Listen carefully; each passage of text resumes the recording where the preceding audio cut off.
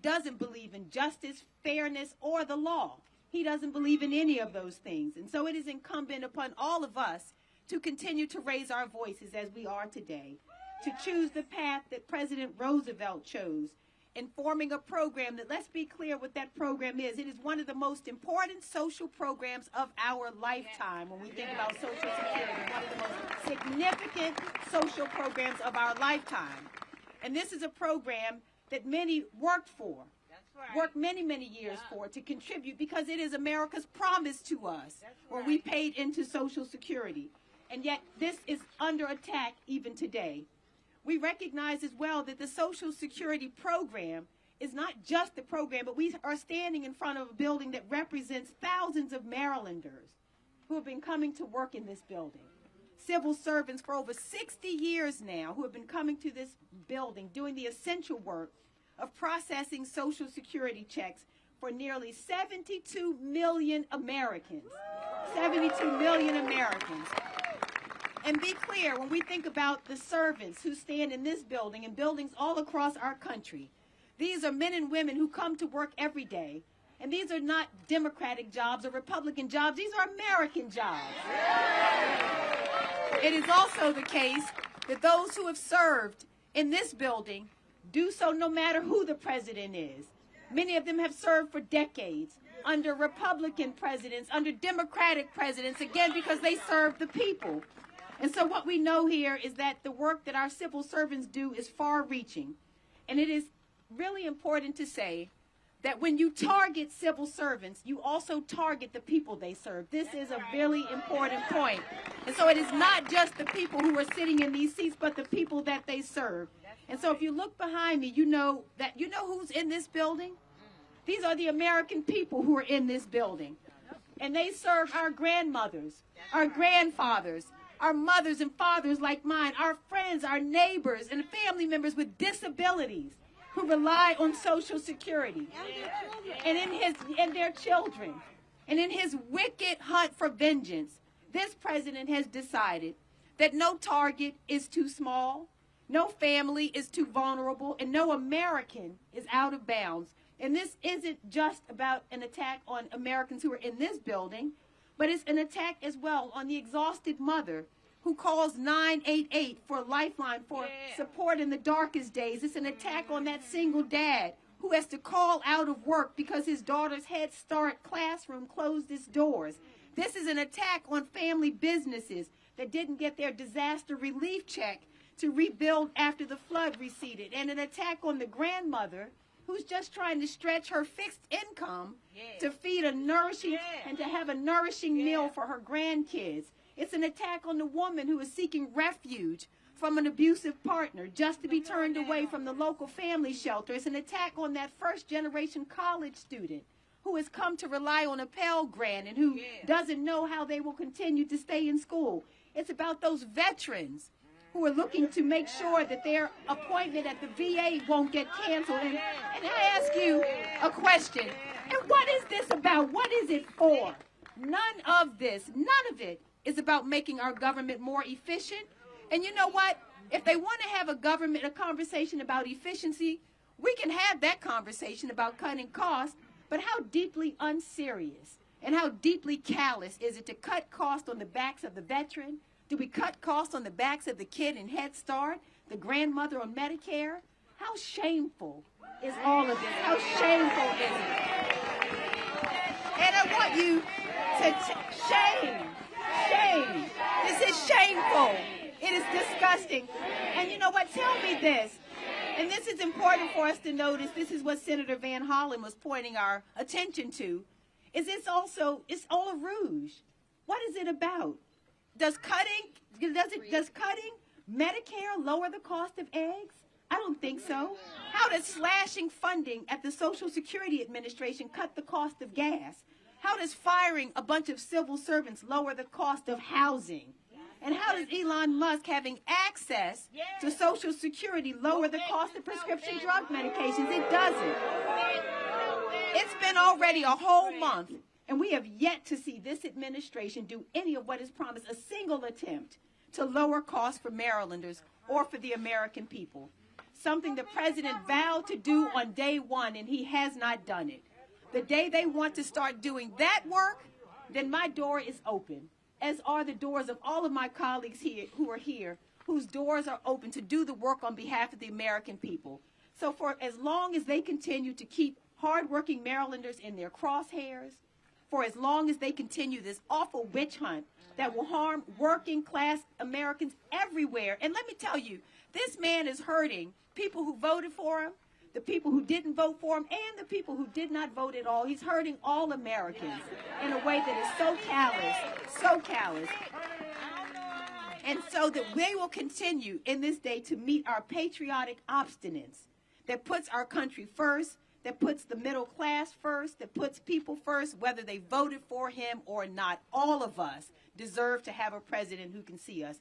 So I thank you all so much again for coming out today. It gives me a great pleasure to introduce to you Baltimore's favorite son, Representative Kweisi Mfume, who has served us so honorably. He's going to be followed by one of Baltimore's other favorite sons. He's going to say, now, wait a minute. We now have new Congressman Johnny Olszewski who will come after him. But please help me to welcome Representative Kweisi Mfume.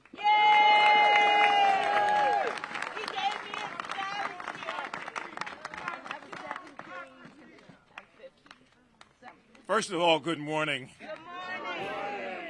When people see people like all of you who are out today, they believe differently about their own power. So every time we can assemble like this, we have to do it. And every time you run into somebody, that says you can't take down that power, we have to say, yes, we can. Yes, we can. Local 220, Local 220, where are you? Where's the local from AFGE that worked here? Okay. I just want to make sure you're here because we got some real fighting to do. Let me just say this. For 50 years, 50, I've been in fights like this. And for 50 years, I've seen fights like this become victorious. Because people don't stop. And so I'm glad all of the media is here. We need you to tell this every time you get an opportunity, over and over and over again. Because so many people think that they have no power. There are men and women in this building and elsewhere who have worked hard all their lives. They've loved their country. They've highly favored their faith. They believed in an America that was for all people. They get up every morning. They put on their clothes and they come to buildings like this all over the country to do a simple, nonpartisan job, and that is to serve the people of America with the best service they can provide. Yes, they work hard. Yes, they play by the rules. Yes, they love their country. Yes, they cherish their faith. And yes, they want a fair shot. What we're seeing coming out of Washington is anything but that. Every time you hear DOGE, the Department of Government Efficiency, you just remember it is the Department of Government Evil. Over.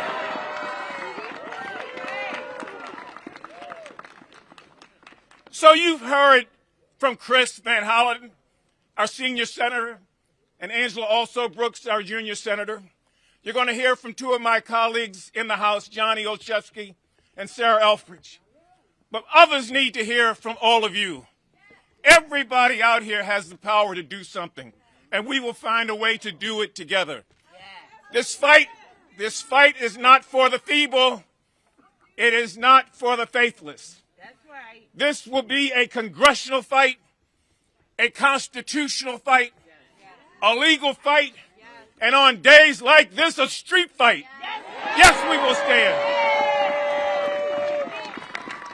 All over this country, we've got to meet the wickedness where it is. Leave federal employees alone. Stop trying to steal the private information of American citizens. Help us to find a way to push back, and we will be victorious. Because long after this day, somebody somewhere will look back through the telescope of time, another generation, and to say that in this time and on this day, and all of us stood for what's right and stood against all that is wrong. So give yourself a round of applause. Don't get weary. Don't get weary. And please welcome Congressman Johnny Olszewski. Give it up for Kweisi and Mfume, everybody. A real fighter, champion. I am honored to be here with my colleague, Representative Mfume, as well as our U.S. Senators Van Hollen, Alsobrooks, Representative Elfreth, our friends in labor, but more importantly, all of you and the hard workers here at Social Security. That's right. You know, it's said, if you stand for nothing, you'll fall for anything. And today we are standing because we're not falling for the lies, for the stealing, for the taking of what is ours. This is a government that is of the people, by the people, and for the people. It's built on foundational principles. I'm really tall, y'all.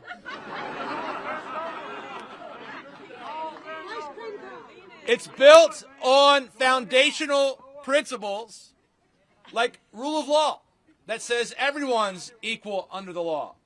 It's built on principles like consent of the governed that says that we have to agree with what our government is doing. Do we agree with what's going on right now? No. Are we going to stand up and fight against it? Yes. It's built on checks and balances. It's built on federalism.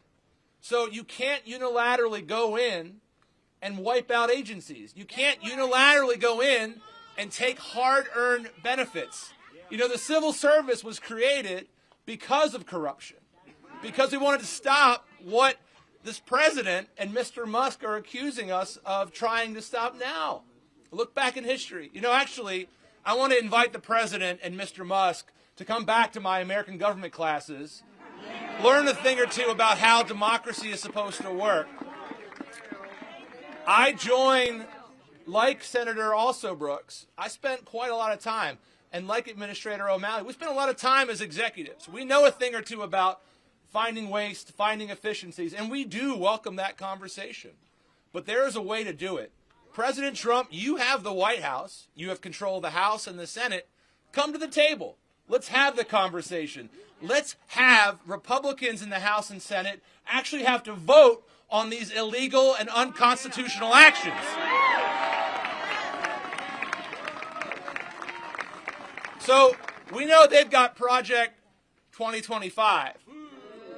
But what you see today is the start of Project 2026, where those who stand by quietly and who are afraid to or who are unwilling to step forward and call out what's happening, you will be held accountable in this next election. And so there are good people serving in the United States Congress who might not share the same party as myself and my peers here. There are. But we need them to step up, and we need them to speak out. Consent of the governed. The power is here. The power is in the people who aren't here because they're working, trying to process the benefits for our veterans and for those who have given their lives in service to this country. We're going to make sure that what is happening here continues. So we create that space that you either speak up or the people are going to hold you accountable. That's right. I'm lucky to be in this work with another amazing new representative representing the capital city and Howard County. Please welcome my good friend, Sarah Elfreth, everybody.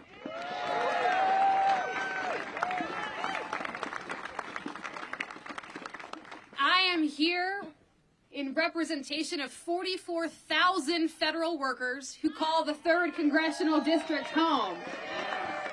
I am here as the proud daughter of 2 civil servants, now retired, collecting Social Security that they paid into, and that the hardworking people behind us are spending their careers processing and ensuring that one of the greatest social contracts this country has ever built, Social Security, where before more than half of seniors lived and died in poverty, where our children who are developmentally disabled or otherwise disabled had no recourse, no support from their government, where dependents of those folks had no recourse or no support for their government, this country stepped up and federal civil servants stepped up to ensure that social contract exists and continues.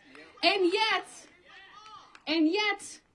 an unelected person, unconfirmed by Congress, there's no check and balance for Mr. Musk, who has billions of dollars in self-interest with contracts with this federal government and foreign governments, has his hands on our data and is systematically coming for civil servants across this country. We have the playbook, folks. Project 2025 is going to tell us where they are going next. Department of Education, NOAA, incredibly important for Maryland. And Social Security, Medicare, Medicaid, those are social contracts that, as Congressman Olszewski pointed out, are here because of the consent of the governed. And so we need to fight with every ounce of our beings. Thank you for being here today. We are in the minority in the House and the Senate, and so you are so important. You are the key here. My phone in the office has been ringing off the hook. Thousands of Marylanders have been calling us, and I thank you. But I've talked to a few of my Republican House members. Their phones are not ringing, folks. They are not hearing from their constituents. So the work ahead is important. We need three. We just need three to see the light, want to uphold that social contract, who know that our hardworking civil servants serve the Constitution and the people and do not need or should never have to take a loyalty oath to the president. So thank you for being here. Thank you for fighting. Thank you for standing with us. It is an honor to represent you, and we're going to keep up the fight each and every day. And I'll bring up our Senator, Chris Van Hollen. Thank you, Sarah. Somebody asked where the workers who are part of AFG Council 220 are, and the answer is they're all working inside the building to provide Social Security benefits to hardworking Americans who earn them. But we have their representative here, their spokesperson here, and that's who you're going to hear from in a minute. And after you hear from him, you're going to hear from a former administrator for the Social Security Administration who respected the federal employees who worked for that, Martin O'Malley. But first, the representative for all those hardworking men and women, great patriots of the Social Security Administration, Council 2020 of AFG, Rich Couture. Thank you. Come on over. So thank you, everybody. You've heard a lot from the Maryland congressional delegation so far about the attack that the Social Security Administration and indeed the apolitical civil service is under right now. You've heard a lot in recent weeks about this so-called deferred resignation boondoggle that is being fought up in Boston right now. I want to tell you something. This agency has been suffering under record attrition. We're at a 50-year staffing low. And despite all that, the hardworking people in this building behind me and the 42,000 AFG bargaining unit employees we represent all over the country made strident improvements in productivity and bringing down service delivery times, notwithstanding the fact that we suffered historic levels of attrition when we returned from the pandemic evacuation. We lost over 10% of our workforce nationwide just with a reduction of telework.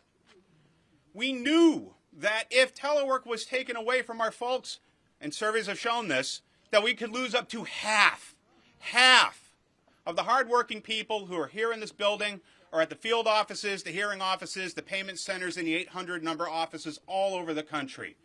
If you think you have service delivery problems now, just wait. Just wait.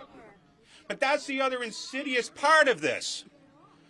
It is hard. The chaos and the confusion is the point. The cruelty is the point. We can't keep track of all of the attacks on the civil service because there are so many of them to keep track of. There's so many. One thing that hasn't been reported with the deferred resignation bit, not too much reporting, excuse me. The White House and DOGE, which we believe stands for the destroyers of government effectiveness,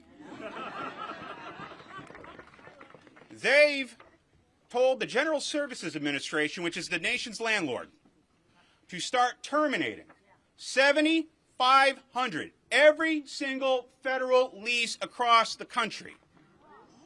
So not only are they trying to drive us out, and I'll tell you, when I take claims, when she's taking claims, when we work on cases, we don't check your voter registration.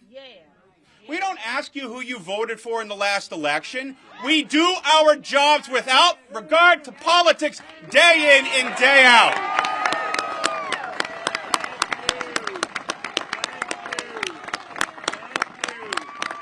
So when you think about it, them trying to drive out folks at SSA, EPA, TSA, all the alphabet soup of agencies that my union represents, it's about destroying service to the American public to open the door to, as I've heard the word uttered many times here, greed, privatization, destruction of benefits, destruction of public service. Now imagine they're ordering us all back into the office, notwithstanding we have a legally binding contract that we are going to fight to uphold. But they are, think about it, if they're making your presence on site as an employee a requirement of the job, but then they close the office you have to go to, what do you think's going to happen?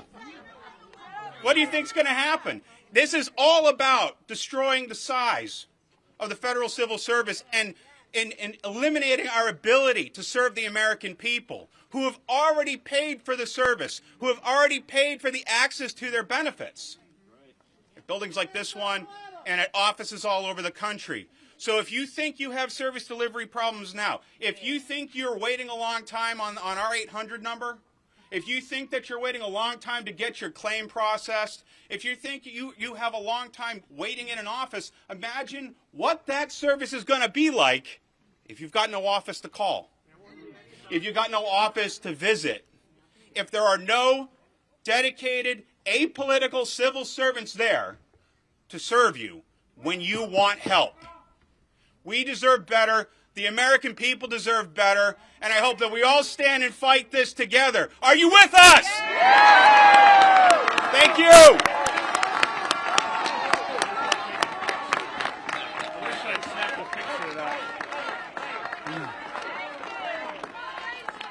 All right. Hey, everybody say it with me. I think you agree. My name's Martin O'Malley. I'm the former Commissioner of Social Security. And I think we can all agree that there is no finer congressional delegation that any state has ever sent to the United States Congress than Maryland's congressional delegation.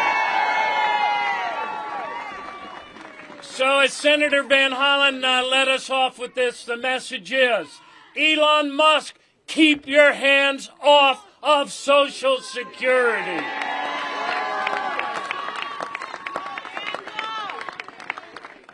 If you want to find an example of efficiency, look no further than the men and women right behind us in these buildings.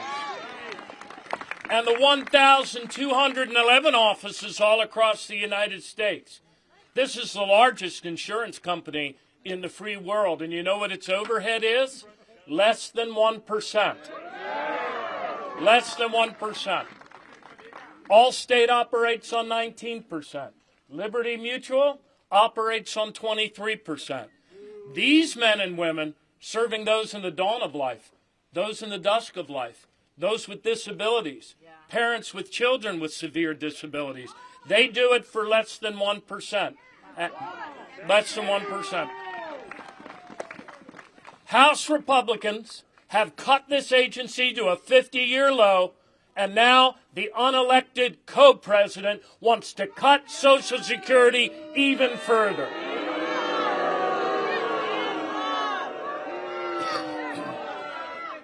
One of the bright line rules that we had here when I had the honor to lead these 70,000 men and women was that this is personal data. This is private data. This is every man and woman in America from their very first job, all of their earnings, for the benefits they work a lifetime for. That is personal data, and it was a fireable offense to go into other people's personal data when you did not have a business purpose related to that person's application. And now these boys from DOGE roll in violation of the Constitution, in violation of the law, in flagrant violation. And so we say again, Elon Musk, keep your hands off of Social Security. This is not about efficiency. This is about two things. This is about stealing the personal data of Americans, and it is about taking a lifetime of earned benefits, your Social Security benefits, and turning it into a Bitcoin bank. Right behind me in this other building, I conclude with this, is a memorial garden.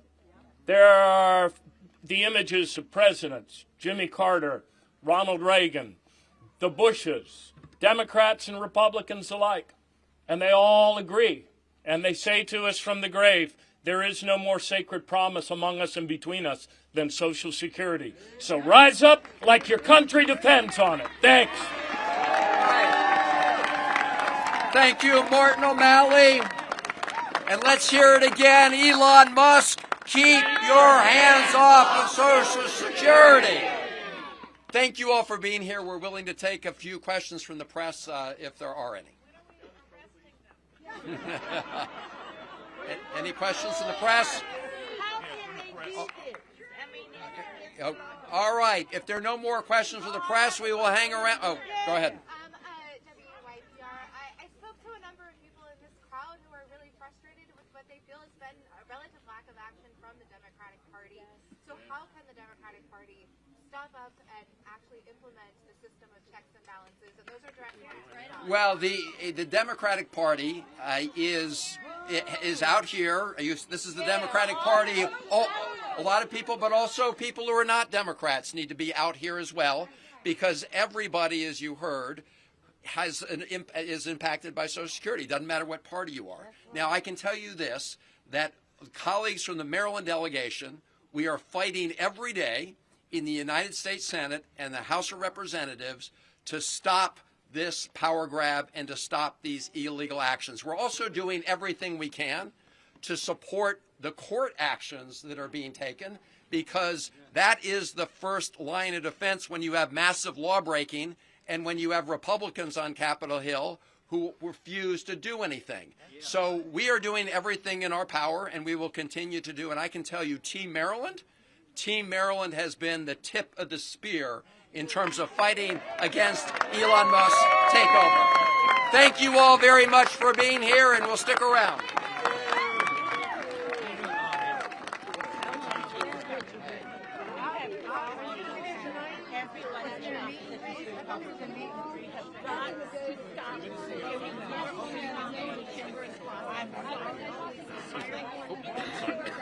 Excuse me, miss.